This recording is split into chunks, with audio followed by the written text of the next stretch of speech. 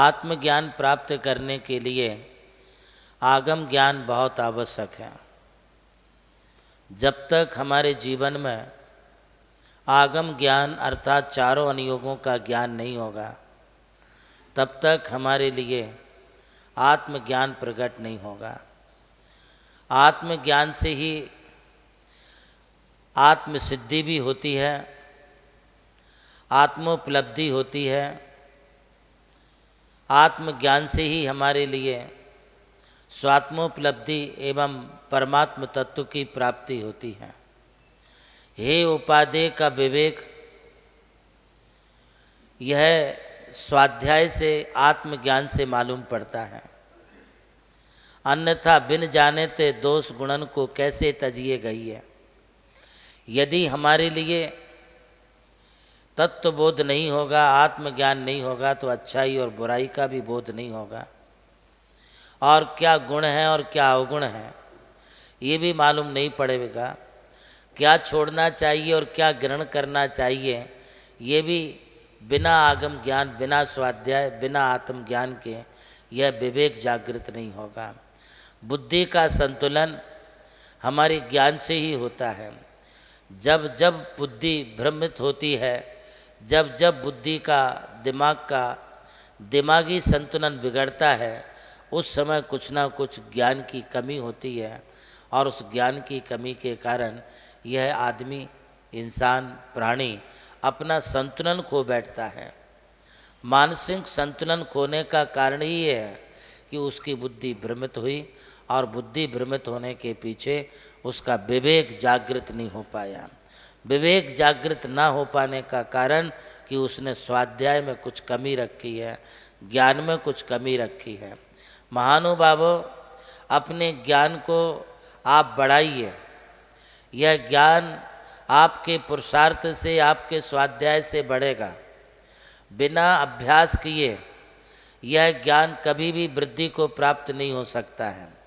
देखिए, एक कहावत हमने सुनी है, और वह यह है कि करत करत अभ्यास के जड़मति होत सुजान, रसरी आवत जात ते सिल पर पड़त निशान।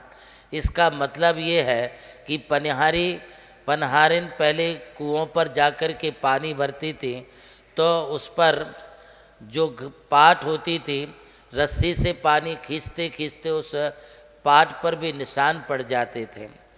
इसी तरह से यदि कोई अभ्यास करे, स्वाध्याय करे, तो उसके ज्ञान की बहुत तरक्की हो सकती है। मुझे अपने गुरु गणाधिपति गणधराचार्य कुंतु सागर जी महाराज पर बड़ा गर्व है कि गुरुदेव ने बिना स्कूल और कॉलेज के अपने ही घर पर अपने पिता से प्राप्त शिक्षाओं के द्वारा आज जो ज्ञान प्राप्त किया है, उस ज्ञान से वे जगत के लिए प्रकाशित कर रहे हैं। उन्होंने अपने ज्ञान के और अनवरत स्वाध्याय के परिणाम स्वरूप सैकड़ों ग्रंथों का संपादन किया है, अनुवाद किया है, एवं भाषा पर भी अपना प्रभुत्व प्राप्त किया है। एक सामान्य सा व्यक्ति यदि अभ्यास के मार्ग पर लगता है, तो वह हिंदी साहित्य में ही नहीं, संस्कृत और प्राकृतिक साहित्य में भी गहराई से प्रवेश कर सकता है। वह कन्नड़ और गुजराती के लिए भी अच्छी तरीके से बोल सकता है, मराठी आदि भाषाओं पर भी अपना प्रभुत्व प्राप्त कर सकता है। यदि इसका कोई जीवंत जागता उदाहरण हमारे लिए देखना है, तो साधना सम्राट जगत गुरु गणाधिपति गणधराचार्य महाराज के लिए देखें। आज उनका ज्ञानाभ्यास इतना गहरा है कि वे बिना शास्त्रों के पन्ना पलटे भी कौन से शास्त्र के पन्ने पर क्या लिखा है ये वे सहजता में बता देते हैं। इतनी गहराई का स्वाध्याय आज हमारे लिए परम आवश्यक है। स्वाध्याय ज्ञान एक ऐसी अग्नि है कि जिस ज्ञान रूपी अग्नि में, जैसे अग्नि हमारे समस्त कचड़े को, कूड़े को जला देती है, इसी प्रकार से ये जो ज्ञान है, ये हमारे अज्ञान रूपी कचड़े को, ये हमारे राग और द्वेष को, ये हमारे मोह और विकार को भी जला देती है, नष्ट कर देती है। इसलिए आलस्य त्याग करके निरंतर आप स्वाध्याय के प्रति अपना उपयोग लगाएं।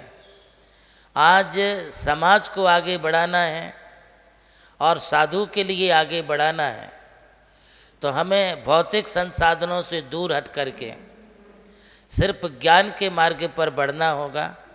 ये ज्ञान तुम्हारे लिए भी तपाएगा, ये ज्ञान दूसरे के लिए भी तपाएगा। तपाने का मतलब किसी को गर्म करने से नहीं है, ज्ञान तुम्हें भी तपाएगा, अर्थात ज्ञान तुम्हारी निर्जरा करेगा। और ज्ञान जो सुनेगा उसे भी ज्ञान प्राप्त करके उसे भी कर्मों की निर्जरा करने का अवसर प्राप्त होगा। इसलिए ज्ञानाभ्यास करो मनमाही। अब मन लगा करके इस ज्ञान के अभ्यास को करने की आप जो है प्रेरणा प्राप्त करें इन्हीं शब्दों के साथ।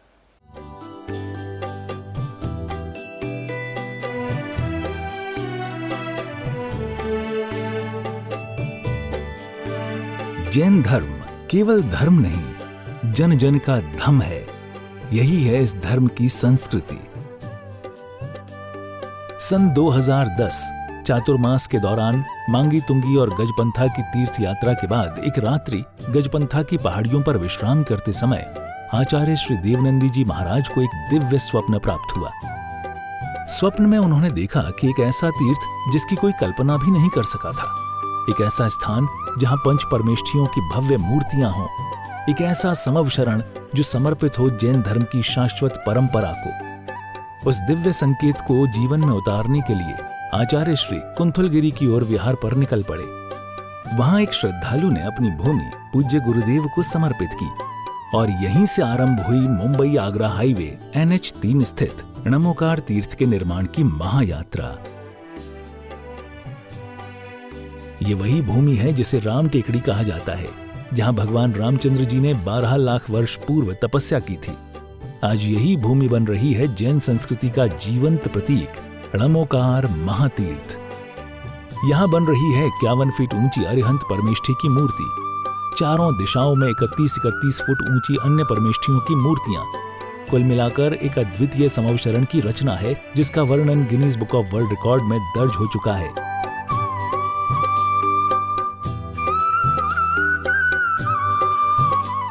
इस भव्य मंदिर जी में स्थापित किए जा रहे हैं 24 तीर्थंकरों के 24 मंदिर, पंचमेरु, नंदीश्वर द्वीप, नवदेवता और 64 रिद्धि मंदिर, सप्तऋषि मंदिर और गोमटेश्वर बाहुबली, समेत शिखर जी की झलक और क्षेत्रपाल मंदिर। यहाँ पर अब तक 250 से अधिक कमरे निर्मित हो चुके हैं, जिनमें 75 साधु साध्वियों के लिए एवं यात्री निवास आधुनिक सुविधाओं से युक्त है। AC रूम, भोजनशाला, कैंटीन और विशाल गुरु मंदिर। णमोकार तीर्थ का भूमि पूजन 8 फरवरी 2014 को संपन्न किया गया था और आज लगभग 10 लाख स्क्वायर फीट से अधिक निर्माण पूर्ण हो चुका है और अब यह दिव्य तीर्थ अपने चरम आयोजन की ओर अग्रसर है। 2026 में जिन शासन के वरिष्ठतम आचार्य परम पूज्य साधना सम्राट गणाधिपति गणधराचार्य श्री कुंथुसागर जी महाराज के सानिध्य में एवं परम पूज्य प्रज्ञा श्रवण सारस्वताचार्य श्री देवनंदी जी महाराज की प्रेरणा एवं निर्देशन में 400 से अधिक साधुओं की उपस्थिति में आगामी 6 से 13 फरवरी 2026 में णमोकार तीर्थ का भव्यातिभव्य अंतर्राष्ट्रीय पंच कल्याणक प्रतिष्ठा एवं महामस्तकाभिषेक महोत्सव का आयोजन होने जा रहा है। खुल रहा है पुण्य का द्वार जो करेगा भव पार।